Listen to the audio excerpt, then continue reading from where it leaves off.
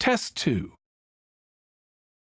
You will hear a number of different recordings and you will have to answer questions on what you hear. There will be time for you to read the instructions and questions, and you will have a chance to check your work. All the recordings will be played once only.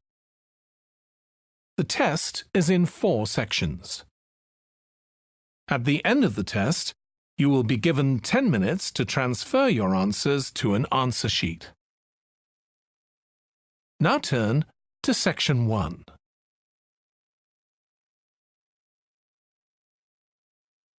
Section 1. You will hear a woman phoning the secretary of a cycling club to find out about becoming a member. First, you have some time to look at questions 1 to 6.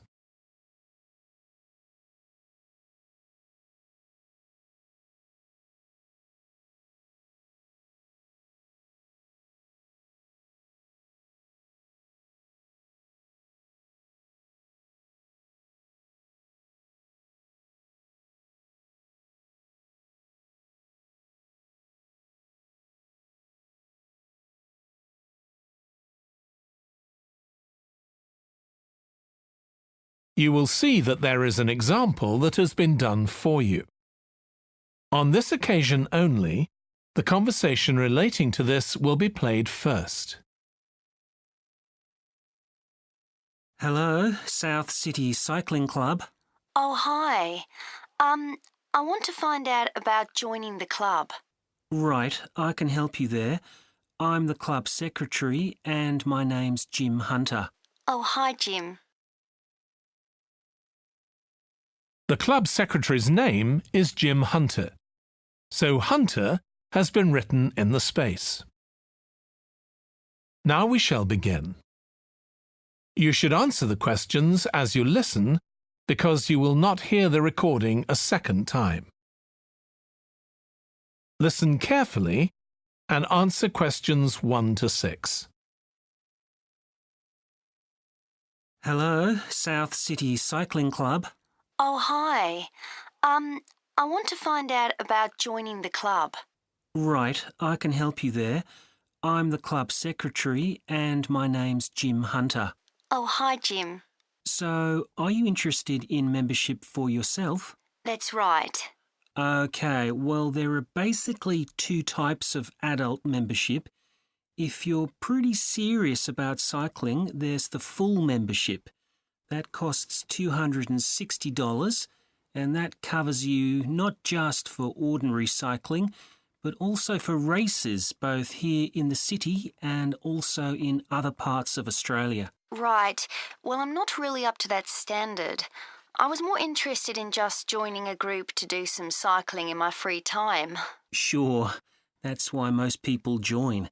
So in that case, you'd be better with the recreational membership. That's $108 if you're over 19 and $95 if you're under. I'm 25. Okay, it's paid quarterly and you can upgrade it later to the full membership if you want to, of course. Now, both types of membership include the club fee of $20. They also provide insurance in case you have an accident, though we hope you won't need that, of course. No. OK, well, I'll go with the recreational membership, I think, and that allows me to join in the club activities and so on. That's right. And once you're a member of the club, you're also permitted to wear our kit when you're out cycling. It's green and white. Yes, I've seen cyclists wearing it. So can I buy that at the club? No, it's made to order by a company in Brisbane. You can find them online. They're called Jerry's. That's Jerriz. You can use your membership number to put in an order on their website. OK. Now, can you tell me a bit about the rides I can do? Sure. So we have training rides pretty well every morning, and they're a really good way of improving your cycling skills as well as your general level of fitness. But they're different levels. Level A is pretty fast. You're looking at about 30 or 35 kilometres an hour. If you can do about 25 kilometres an hour, you'd probably be level B. And then level C are the novices who stay at about 15 kilometres per hour. Right. Well, I reckon I'd be level B. So when are the sessions for that level? There are a couple each week. They're both early morning sessions. There's one on Tuesdays, and for that one you meet at 5:30 a.m, and the meeting point's the stadium. Do you know where that is? Yes, it's quite near my home, in fact. OK, and how about the other one? That's on Thursdays. It starts at the same time, but they meet at the main gate to the park. Is that the one just past the shopping mall? That's it. Before you hear the rest of the conversation, you have some time to look at questions 7 to 10.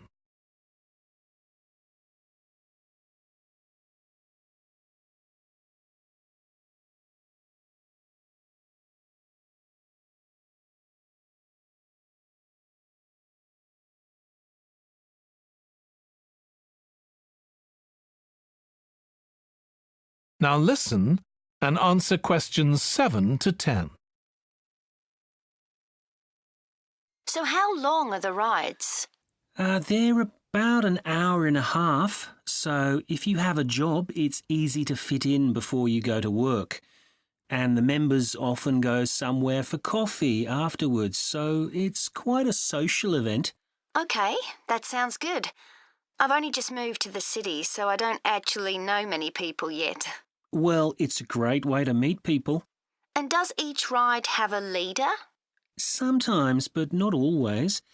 But you don't really need one. The group members on the ride support one another anyway. How would we know where to go?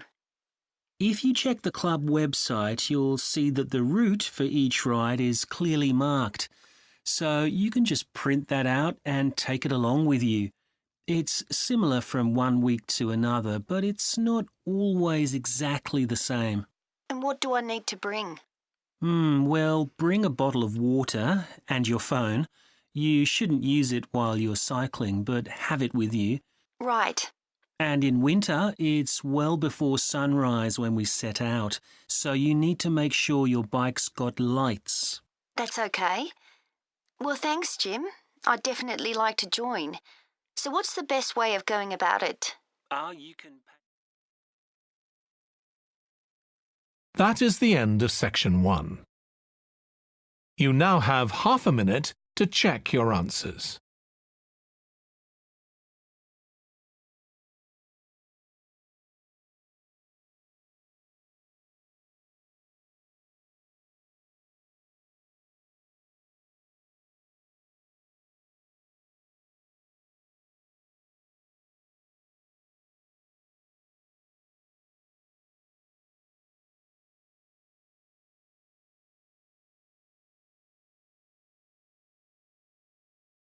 Now turn to section 2.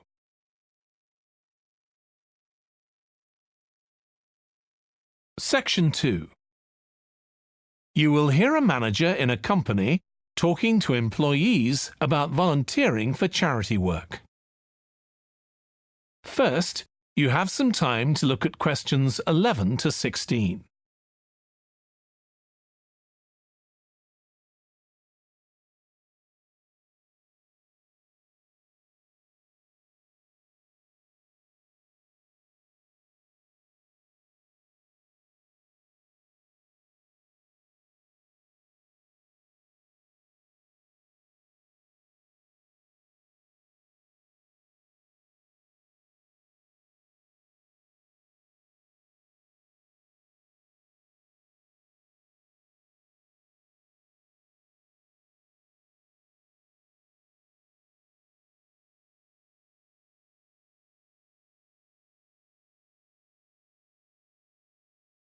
Now listen carefully and answer questions 11 to 16. Thanks for coming, everyone. Okay, so this meeting is for new staff and staff who haven't been involved with our volunteering projects yet. So basically, the idea is that we allow staff to give up some of their work time to help on various charity projects to benefit the local community. We've been doing this for the last 5 years, and it's been very successful. Participating doesn't necessarily involve a huge time commitment. The company will pay for 8 hours of your time. That can be used over 1 or 2 days all at once, or spread over several months throughout the year. There are some staff who enjoy volunteering so much, they also give up their own free time for a couple of hours every week. It's completely up to you. Obviously, many people will have family commitments and aren't as available as other members of staff. Feedback from staff has been overwhelmingly positive. Because they felt they were doing something really useful, nearly everyone agreed that volunteering made them feel more motivated at work. They also liked building relationships with the people in the local community and felt valued by them. 1 or 2 people also said it was a good thing to have on their CVs. One particularly successful project last year was the Get Working project. This was aimed at helping unemployed people in the area get back to work. Our staff were able to help them improve their telephone skills, such as writing down messages and speaking with confidence to potential customers, which they had found quite difficult. This is something many employers look for in job applicants, and something we all do without even thinking about every day at work. We've got an exciting new project starting this year. Up until now, we've mainly focused on projects to do with education and training, and we'll continue with our reading project in schools and our work with local charities. But we've also agreed to help out on a conservation project in Redfern Park. So if any of you fancy being outside and getting your hands dirty, this is the project for you. I also wanted to mention the annual Digital Inclusion Day, which is coming up next month. The aim of this is to help older people keep up with technology. And this year, instead of hosting the event in our own training facility, we're using the ICT suite at Hill College, as it can hold far more people. We've invited over 60 people from the Silver Age Community Center to take part, so we'll need a lot of volunteers to help with this event. If you're interested in taking part, please go to the volunteering section of our website and complete the relevant form. We won't be providing any training for this, but you'll be paired with an experienced volunteer if you've never done it before. By the way, don't forget to tell your manager about any volunteering activities you decide to do. Before you hear the rest of the talk, you have some time to look at questions 17 to 20.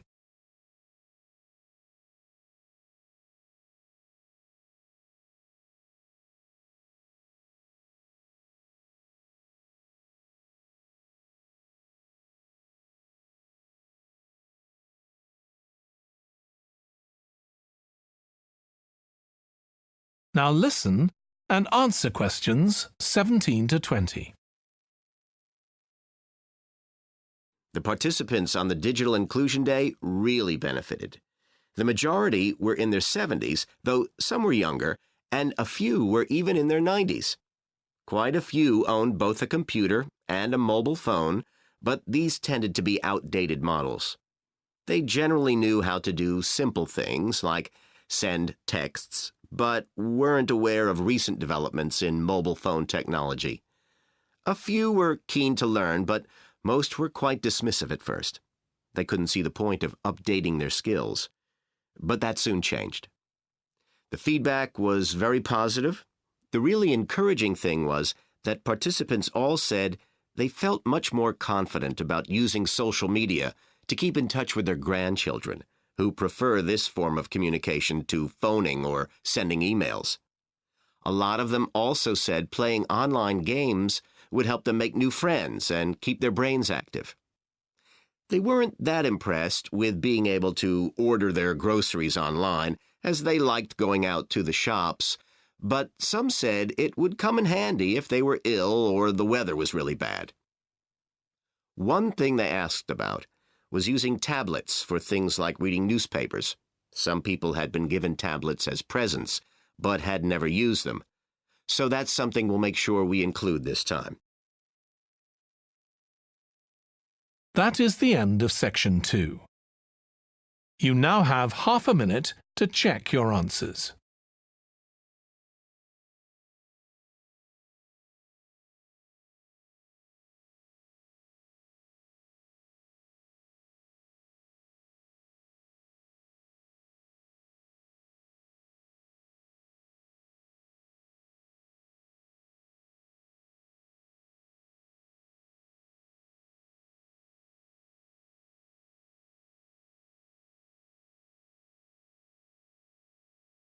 Now turn to section 3.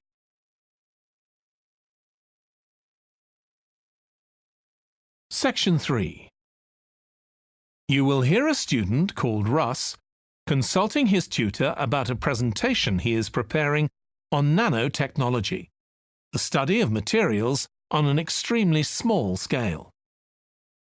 First, you have some time to look at questions 21 to 25.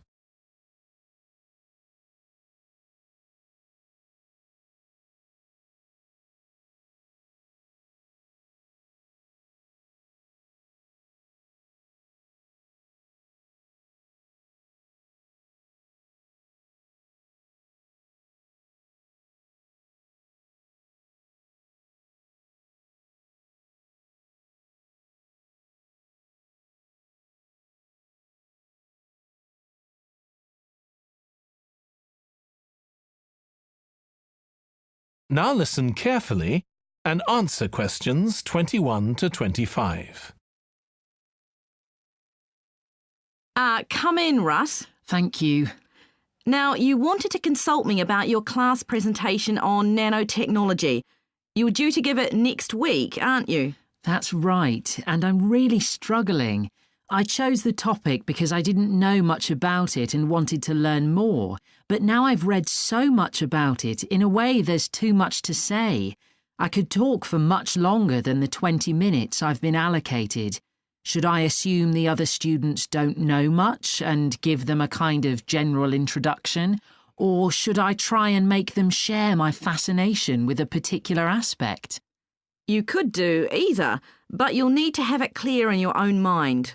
Then I think I'll give an overview. OK. Now, one way of approaching this is to work through developments in chronological order. Uh-huh. On the other hand, you could talk about the numerous ways that nanotechnology is being applied. You mean things like thin films on camera displays to make them water repellent and additives to make motorcycle helmets stronger and lighter? Exactly. Or another way would be to focus on its impact in one particular area, say medicine or space exploration. That would make it easier to focus. Perhaps I should do that. I think that would be a good idea. Right. How important is it to include slides in the presentation? They aren't essential by any means, and there's a danger of tailoring what you say to fit whatever slides you can find. While it can be good to include slides, you could end up spending too long looking for suitable ones. You might find it better to leave them out. I see. Another thing I was wondering about was how to start. I know presentations often begin with, first I'm going to talk about this, and then I'll talk about that. But I thought about asking the audience what they know about nanotechnology. That would be fine if you had an hour or two for the presentation, but you might find that you can't do anything with the answers you get, and it simply eats into the short time that's available. So maybe I should mention a particular way that nanotechnology is used to focus people's attention. That sounds sensible. What do you think I should do next? I really have to plan the presentation today and tomorrow. Well, initially, I think you should ignore all the notes you've made, take a small piece of paper and write a single short sentence that ties together the whole presentation. It can be something as simple as, nanotechnology is already improving our lives. Then start planning the content around that. You can always modify that sentence later if you need to. OK.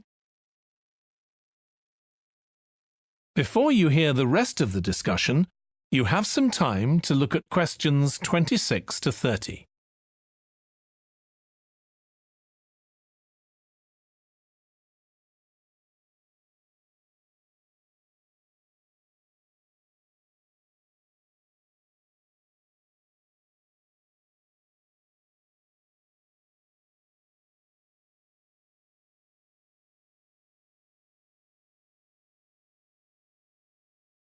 Now listen and answer questions 26 to 30.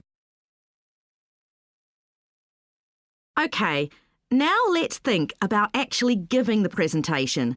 You've only given one before, if I remember correctly, about an experiment you'd been involved in. That's right. It was pretty rubbish. Let's say it was better in some respects than in others. With regard to the structure, I felt that you ended rather abruptly, without rounding it off. Be careful not to do that in next week's presentation. OK. And you made very little eye contact with the audience because you were looking down at your notes most of the time. You need to be looking at the audience and only occasionally glancing at your notes. Your body language was a little odd. Every time you showed a slide, you turned your back on the audience so you could look at it. You should have been looking at your laptop. And you kept scratching your head, so I found myself wondering when you were next going to do that, instead of listening to what you were saying. Oh dear. What did you think of the language? I knew that not everyone was familiar with the subject, so I tried to make it as simple as I could.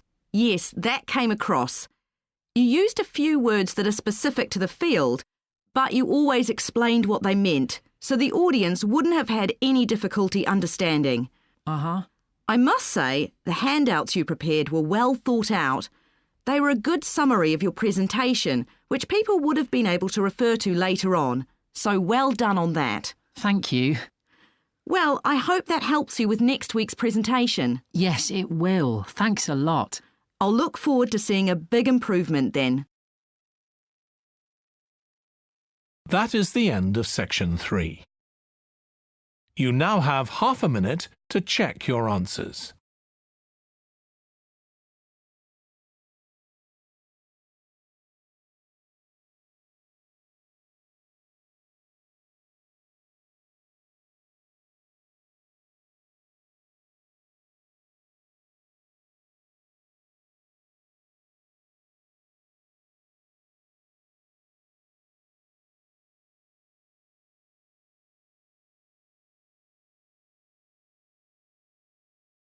Now turn to section 4.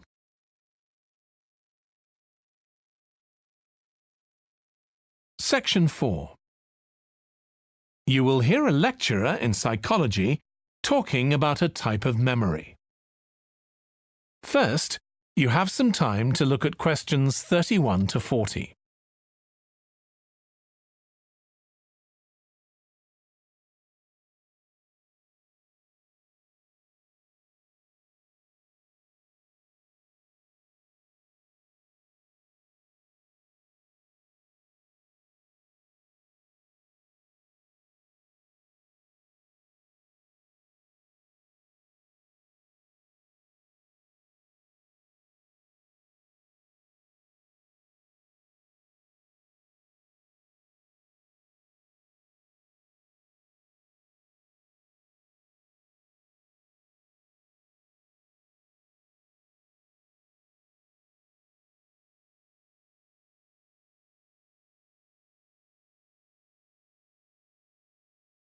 Now listen carefully and answer questions 31 to 40. Today, we'll be continuing the series of lectures on memory by focusing on what is called episodic memory and what can happen if this is not working properly. Episodic memory refers to the memory of an event or episode. Episodic memories allow us to mentally travel back in time to an event from the past. Episodic memories include various details about these events. For example, when an event happened and other information such as the location. To help understand this concept, try to remember the last time you ate dinner at a restaurant.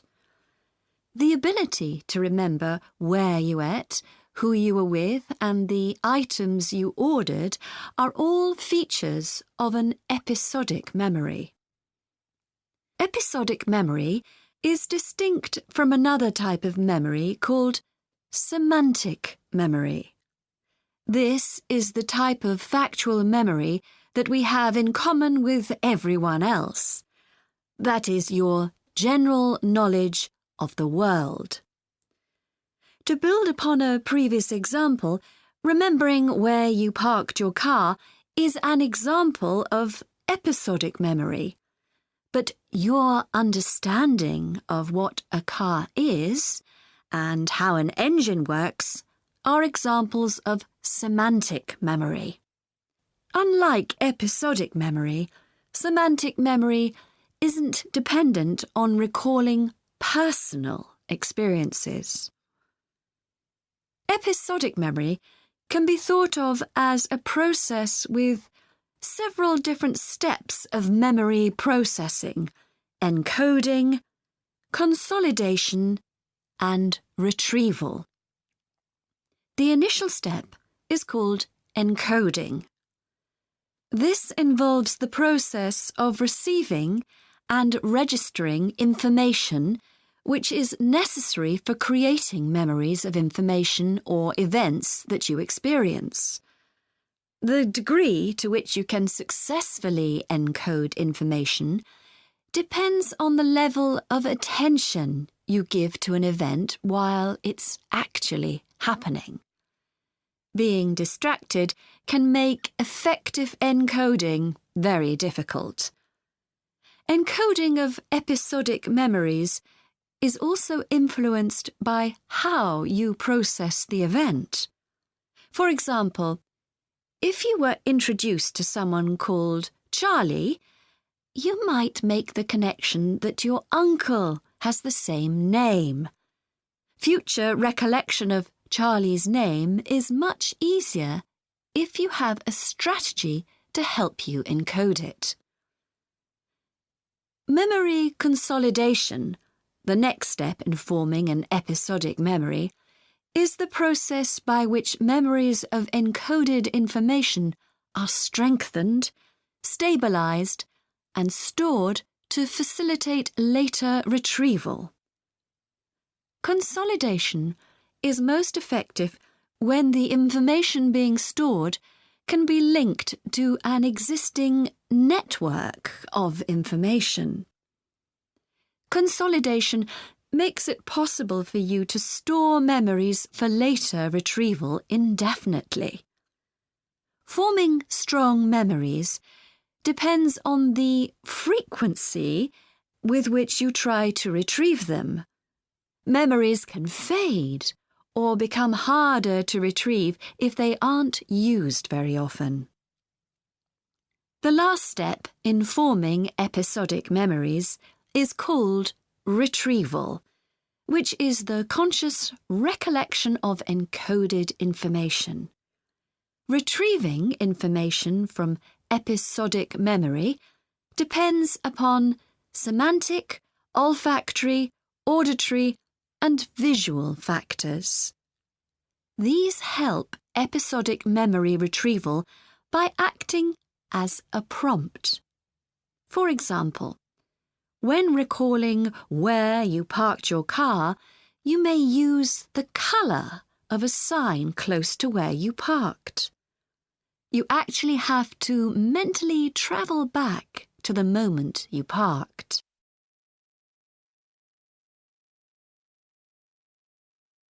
There are a wide range of neurological diseases and conditions that can affect episodic memory. These range from Alzheimer's to schizophrenia to autism. An impairment of episodic memory can have a profound effect on individuals' lives.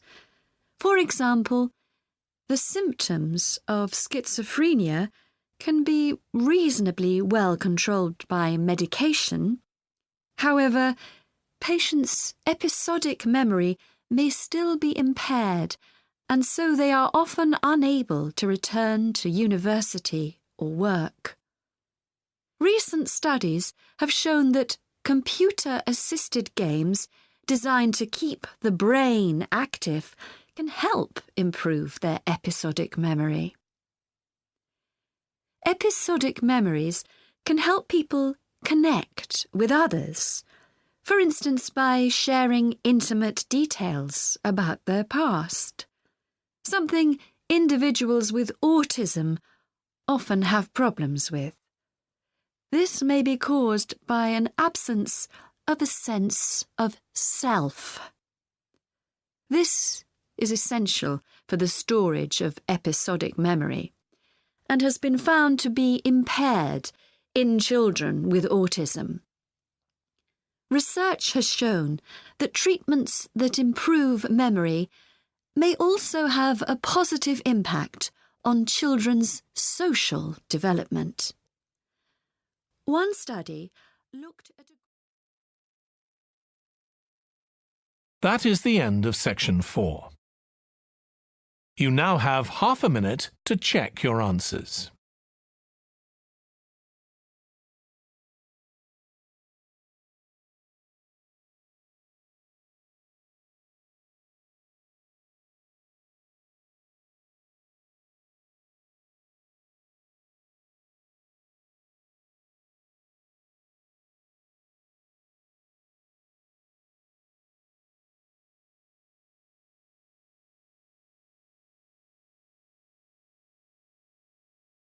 That is the end of the listening test. In the IELTS test, you would now have 10 minutes to transfer your answers to the answer sheet.